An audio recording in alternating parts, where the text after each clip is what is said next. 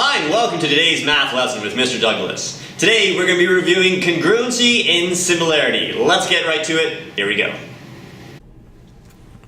Okay, so today we're going to be looking at a review of similarity and congruence. If you haven't had a chance to check out my other videos, I highly recommend you go and do that. Subscribe, of course. And a couple things. So we're talking about congruence and similarity. And there's definitely going to be a difference. A couple things about symbols wise, so how we say things. So congruence, we use this symbol. It's like an equal sign with like a little thing there. I think there's actually three bars there. And for similarity, we just use a little wiggly sign there. The tilde button on your keyboard. Tilde.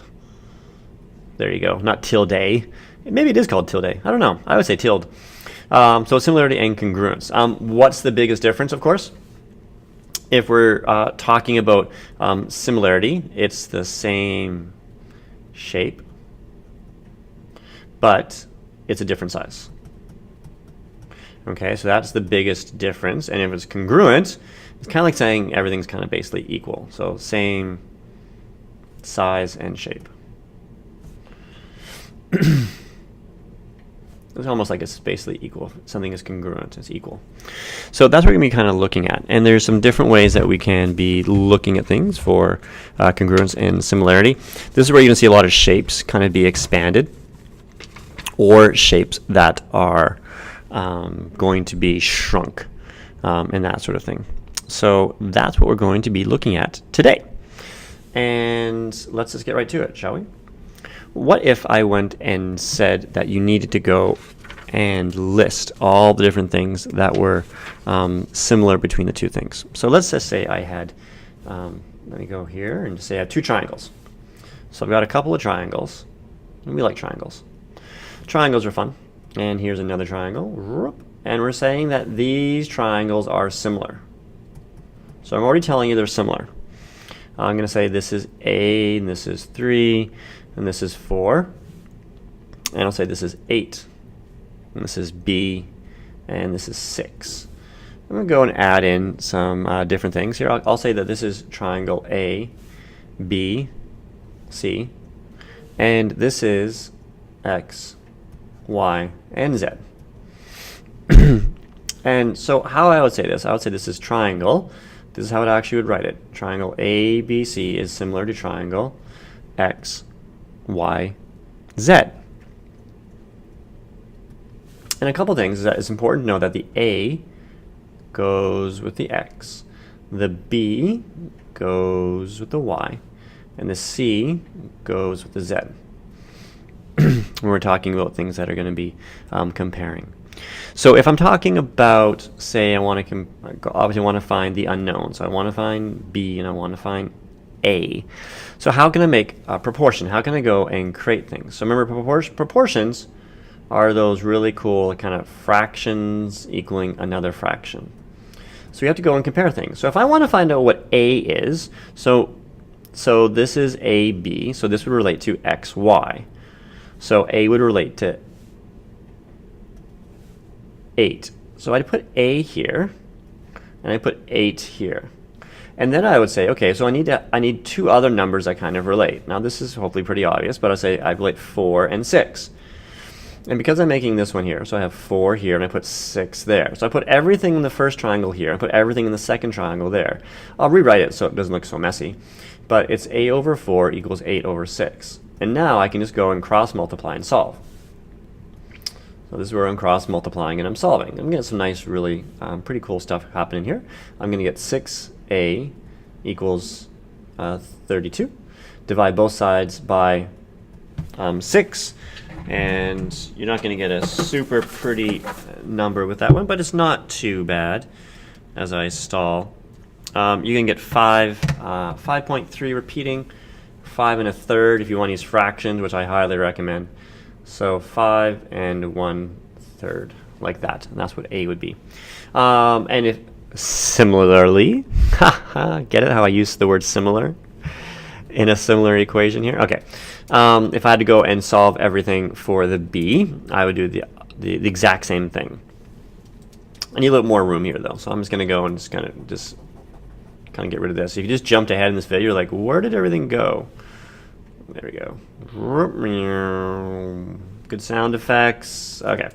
So if I wanted to do the B one, again, I would compare B over 6. So I would say B over 6.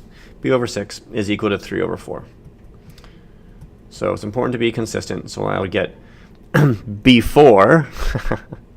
Okay, I wrote down 4B is equal to 18.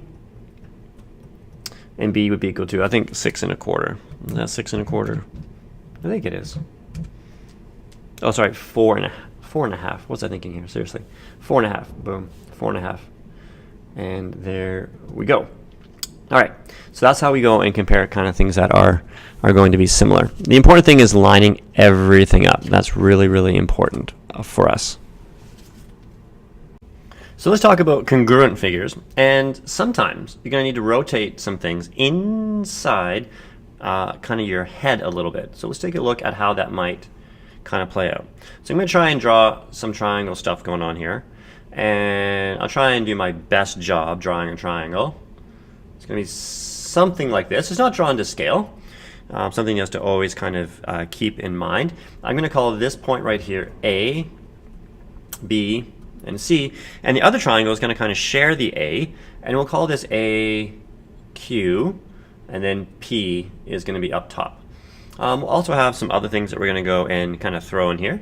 We're going to say this is 56 degrees. We'll say over here is going to be 100 degrees. And we'll say over here is also 100 degrees. That's going to be pretty important. And we'll say some other things like this side here, CB, is going to be 6.5. And we have Z. We'll say this is Z, CQ. We'll say this is 10. And we'll say this is 7. Most importantly, though, is our statement of congruency. I'm going to say triangle A, B, C is kind of congruent to triangle PAQ. PAQ. Now again, things to keep in mind is the A lines up with the P, the B lines up with the A, and the C lines up with the Q. Now, if I were you, I would redraw this to help you. So sometimes this, for me, this is really effective. So PAQ. So I just went and just pulled PAQ apart, and then I just kind of put what is there. So this is 100 degrees, and this was 10. And then, because these are congruent, I need to go and put ABC together. Or remember, A goes with P. So I need to rotate this one kind of like up like that. So in your mind, I want you to rotate it. So that's really important. So A goes with P. So now, this, I can see this being a little bit confusing. So A is up there, here.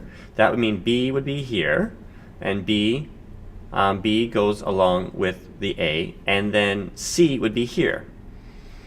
Now that seems weird because of the A's being in different, spots. But hopefully that kind of makes sense. And over here, that's the important part, looking at those lines of how everything kind of goes together.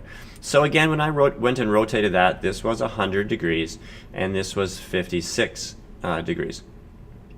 We need to go and find out what Z is. I forgot to also write down other things that we're going to try and find. We're going to try and find this little guy here, Y. So we're going to try and find this one here, Y. And we also wanted to know what AC was a little bit. So we're going to try and find out what that would be. And so I'll put down Z right here. Boom. Like that. And we also wanted to know what else.